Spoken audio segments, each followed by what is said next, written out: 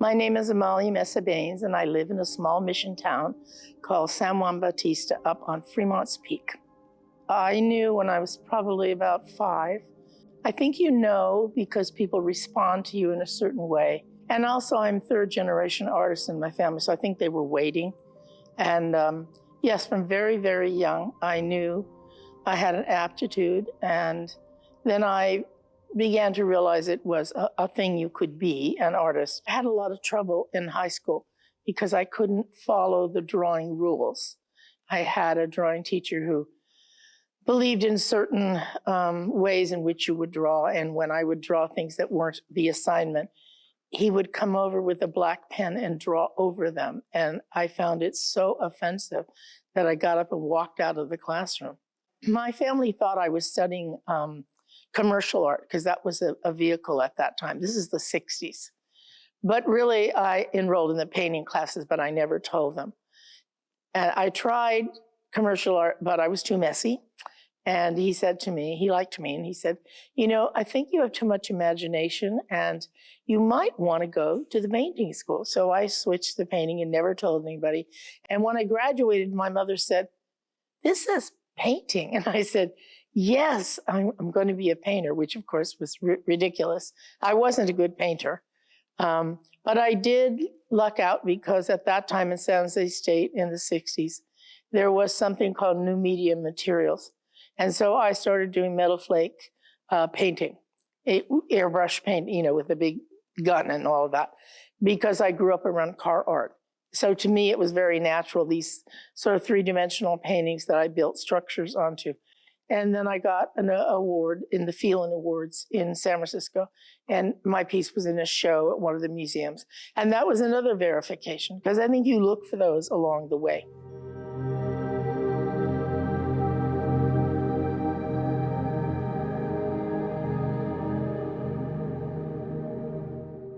Prior to that, most of my work was ephemeral, and it was closely associated with the Days of the Dead and other kinds of celebrations.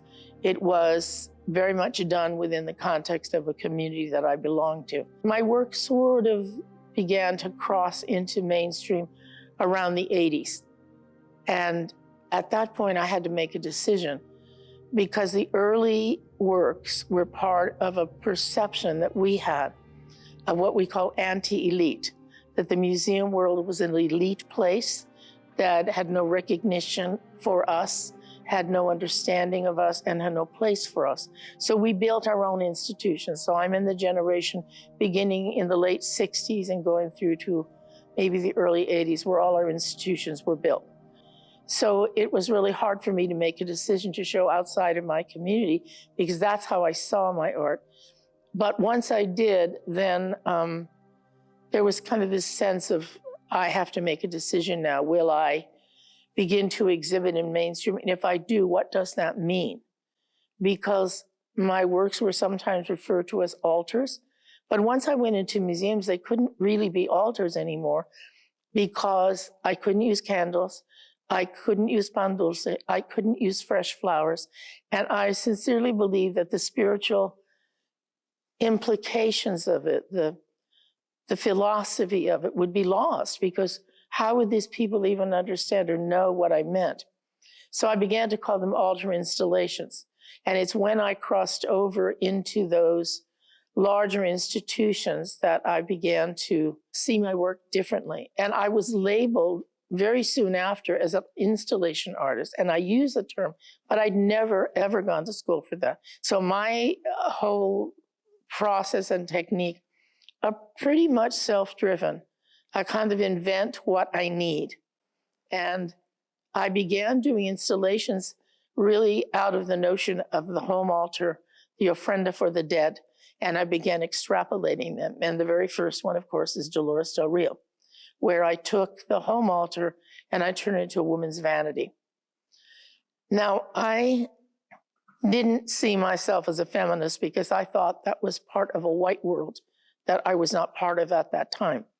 So I dealt always with women's histories, but didn't think of it as a feminist practice until much later when other people began to ask me about it. And then I had to find a sort of terminology. I mean, I think that's one of the things that runs all the way through the career of people like me, who began in a community under a set of values and then went into the mainstream. In that same period of time, the issues of identity become very big in mainstream art, and you're constantly being asked how to self-describe, what are the terms you use, and sometimes I would just get surly. I didn't want to talk about it anymore. Felt like, you figure it out. You know, what is my job? My job is making this work. My job is not to school you in what you are going to think about it. And, you know, I'm of the generation who came into it knowing no one will write about us. No one understands us. There are no books that exist. It wasn't until the Cara show, and that was in '92, that there was even any writing. And most of us did our own writing because there was no one else to look to. Sometimes people ask me, well, why did you write about art? Why didn't you just make it? And I said, well, in our community, first you made the art. Then you had to find a place to show it, so you built the institutions. Then you had to teach people about it, so you built the curriculum. Then you had to find a way to get other people to pay attention, so you started scholarship. And my PhD was in clinical psych, but my study was a study of 10 Chicana artists. So those 10 are people I've written about for years. So it's just this, what I'm describing is a very organic pathway to where I am now.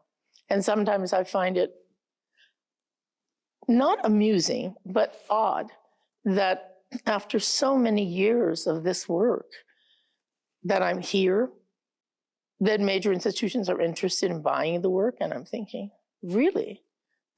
Took you long enough. I'm not ungrateful. I like to say that, you know, because I'm a grateful person, but it is a little strange to think about at this point in time.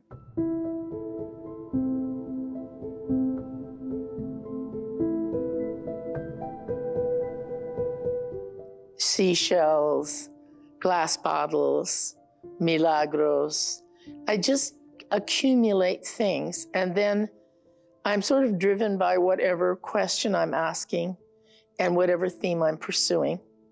And I look at my work now in a kind of retrospective way because there's enough years. And I see that in my first works were really assemblage, a little bit bricolage. And then by the second stage, moving out of altars and sacred rooms and beginning to go into things like libraries and laboratories, I began purchasing objects. I began finding things, and people give me all kinds of things.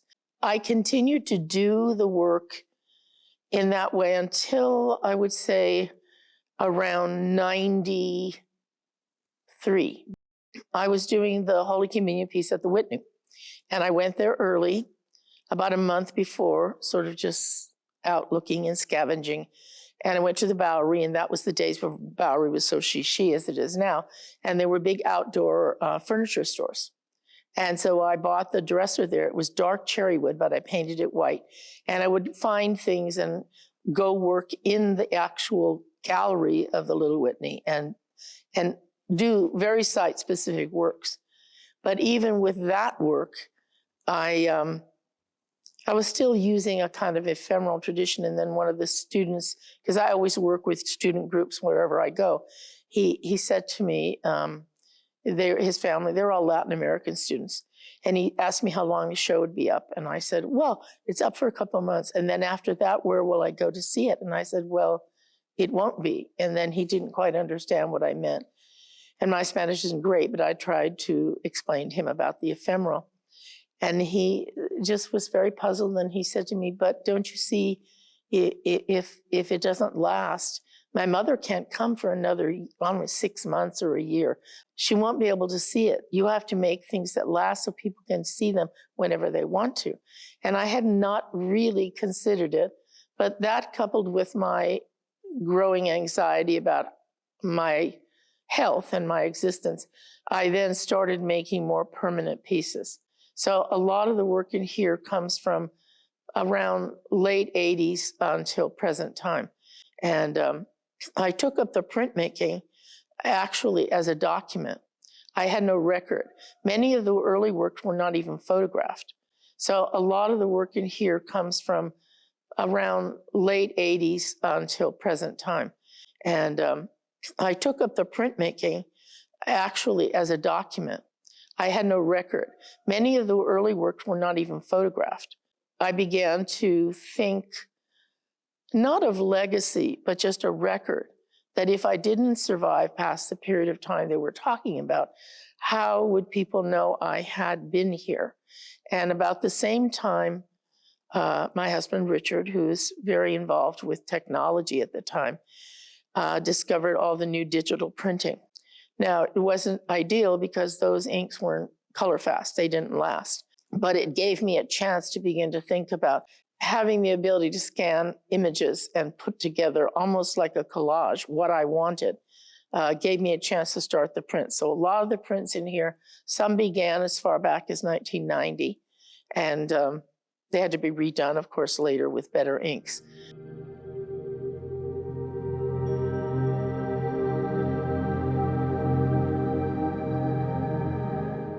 This room with the big girls, Sihuatlampa, all of those images that I created of my mother, of myself, of my grandmother, my Holy Communion, the Monjas Coronadas, Guadalupe, those were all my idea, Sor Juana, were my idea of the big women of my life, the iconic figures.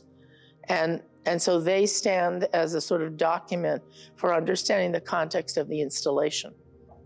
They often focused on stages of my life. So after the ephemeral and I started working more permanently, then I thought of a record of my life. And that's how the chapters came to be. They were like a book. My friend Jennifer Gonzalez, the writer, refers to them as autotopographies, because I was calling them autobiographies. She said, no, Maya, these are autotopographies. So Holy Communion was the first because I was very young. It was a coming of age with women in my family. My grandmother, my mother, my tias, my cousin and I, we both had Holy Communion at the same time.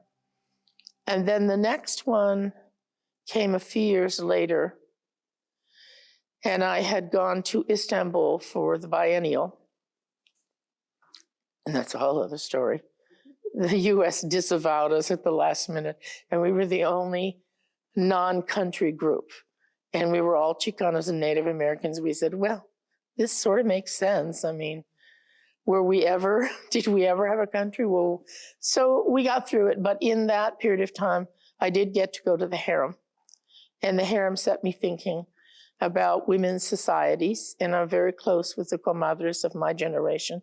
And then the younger women now I have associations with. And I've always thought that often after you marry, you close yourself off from your friends in those first few years. It takes a while to get back to them. So I thought of the harem and other enclosures as the second stage of my life when I marry. And we've been married for almost 57 years, so clearly I stuck with it. But also wanting to build a community outside of my marriage where I had a counterpoint of women in solidarity. And I saw the harem in that way. And then I'd been working with Sor Juana's history for quite a long time of women in the convent. So that was my second site. And the one that's behind me, the Virgin's Garden, was another place because of the hortos conclusos, or the enclosed garden in the painting style of medieval painters, where you could see her resting while someone else takes care of the baby. She gets a break. So that second chapter was about a sort of middle period of my development where I discover the importance of keeping a woman's community within my own life. And so that's what the three sites are. The harem is the body, the garden is the spirit, and Sor Juana's library is the mind. And she had been a very influential figure in my life when I was working at my PhD. And I used to have that painting over my desk, a facsimile of it, because I would tell myself when I was crashing out or not, I just didn't think I could do it. I would say to myself, well, if this woman in the 17th century in New Spain, as a person beleaguered by the church, if she could survive intellectually, then I certainly can do a PhD. So that was the second chapter. By the third chapter, I began to deal with a lifelong issue for me, which was not just my size physically as a heavy-set person or a Chicana that was 5'6" when everyone else was 5'1". I wanted to deal with that, but also something that was embedded within bigness, which was the unacceptability of my energy. So Cihuatlampa is not just about the big women, but it's about the women who can't be fit into the spaces that women are given. And it is not just about size, because tiny women have the same problems. It's all about making a space for yourself that is natural to you, not what is given to you or forced on you. And so I picked Cihuatlampa because it was a place. It's sort of an irony. It's my own personal joke, because I never had children. It's the place in Mictlan, the afterlife, where women go who die in childbirth, because the only women that could be honored like warriors in battle who died were women who died in childbirth.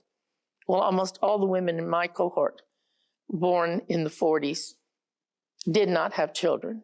Cihuatlampa is my own sort of private joke, because it's really about how to be courageous and how to be strong and how to stand up for the things that actually matter to you when the space doesn't allow it. So I made this landscape, this place, for this giant woman with her giant dress and her giant cape and her giant mirror, because I wanted to acknowledge that for many women, they're forced through marriage, through domination, through professional limitations, to be in spaces that really aren't big enough for them. The very last chapter is Curanderas Botanica, which is part of a larger concept I had of the road to Paris and its aftermath. On my 60th birthday, Richard took me to Paris, because it's one of my favorite cities. And when we came back from there, we were in a car accident, which was very definitive for me. Second time close to death.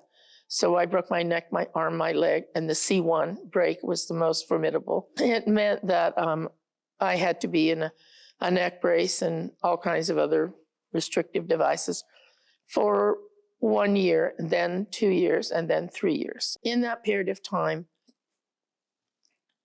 I really recognized that I would probably never be the same.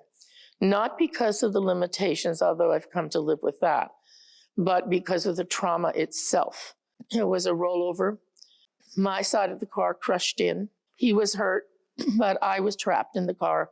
My leg went through the window, was pinned upside down. And they had to use the jaws of life, and they had to take me to a local hospital because there was no helicopter available to take me to a trauma center. All that being said, I had to heal. And healing was extremely difficult, because I wasn't just healing my body, I was healing my spirit. So I fell back onto my own upbringing. My grandmother was not a curandera, but she understood curanderismo, and she had applied many of those things to my father when he was young, to my uncles when they were traumatized in war. And so we all knew about these things. And I had studied with a psychologist who was one of the first, he's a Jungian, one of the first in America to begin to write about curanderismo, the healing tradition in which the mind and the body are inseparable, in which the living and the dead are reconnected, and in which all healing must be collective, can never be individual. We don't get sick alone, so we can't heal alone. And it also really looks at the role of natural medicinal. In many ways, it's what Deepak Chopra, Andrew Weil, and so many others have taught about. It's about how the spirit and emotions of your body are tied to the physical manifestations of illness. So I had what is called susto. Susto, in its ramifications, is not at all, it's very much like trauma and shock. So you have listlessness, you have apathy, you have confusion, and you have fear. And I had all of those things. So I decided from that point on, I had to find a way to tell that story re-engage with healing, and maybe offer to other people some sense of what that can be for you. And so that's how Curanderas Botanica was built. The image over the medicinal table is my grandmother, Mariana Escovedo, who was a sort of touchstone in my life. And the bottom layer of the table is all of the natural materials that a curandera would use. They roll an egg over your body, and then they crack the egg in a bowl under the bed. And then a day or two later, they take out and they read the yolk. Like people read tea leaves, they read the yolk because they believe that the emanations from the body can actually transform the egg. So whatever that trauma is can be taken out of your body. Also, they do herbs, limpias, where they clean you, and aires, where they take the airs out of you that are bad airs. It's not unlike many things that people believe in other parts of the world. So that's how the Curandera Botanica came to be. And because I come from a family with a long line of health issues, the cabinet has a shelf for every one in my family. And so that I intended another room that was the road to Paris with broken glass and images from images of Paris and old drawings, but I never was able to do that. So that hanging banner with the Arc de Triomphe, the background to that and the background to some of the prints is the crushed car. So the whole process of hospitalizations and recovery centers and physical therapy and lawyers, because we were suing BMW.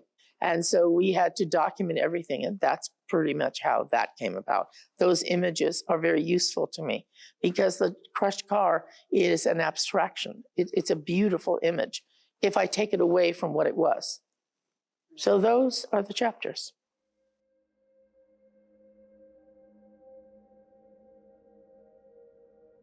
So everything in this show was made when I was not well.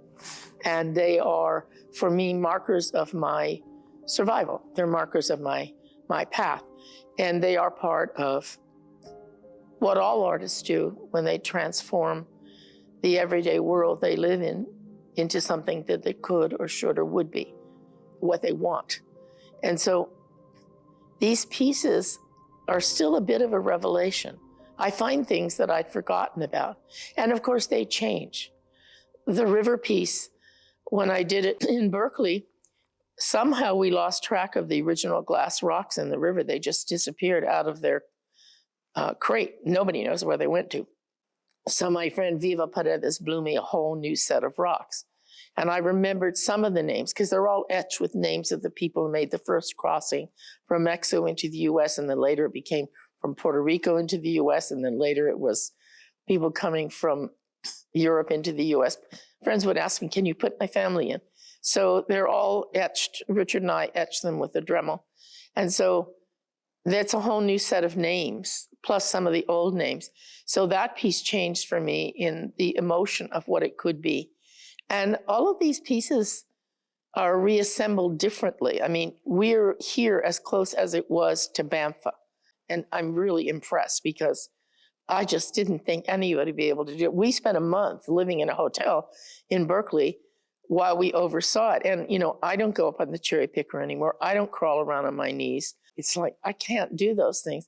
So I have to let other people help me. But many of them are very complicated. And the hardest part is letting go of things my mother gave me, things that belong to my father, my sister's hair. My sister is gone. My whole family is gone now. So this show is really a family history as much as it is a community history, as much as it is a political history and a cultural history. So I go at these things in layers. So many of the questions that I ask are not personal questions. They're really about that history. Why did it disappear? Where did it go to? Transparent Migrations is an origin piece for me because it's about Aslan. I did it first for the Aslan show in LACMA. So all of them have some source embedded in what I think of as sort of a Latinx history, but I think it pertains to many people. Someone came up to me here who works here, and a white woman, very amiable person. She told me, I'm 60 years old now. When I found out how old you were and I saw that you did all this work, I was so inspired. I felt like, well, I could start again. And it really touched me because I realized you don't have to be Mexican. You don't have to be Latino. You only have to be a person who looks for answers for yourself about your spiritual life, about how you survive. What do we do to keep going when we're in times that are so, so difficult? And that's what these were. These were stories about times that were so difficult long ago. See, Huatlampa is Mesoamerica. The river is about the border, and we know it keeps getting worse at the border. So these pieces for me, maybe they're about cinematic idols, maybe they're about like a ritual or a ceremony like Holy Communion, or maybe they're about a geography that's contested, or a landscape of longing and remembrance. Whatever they are, I think I want people to find themselves in some tiny part of that.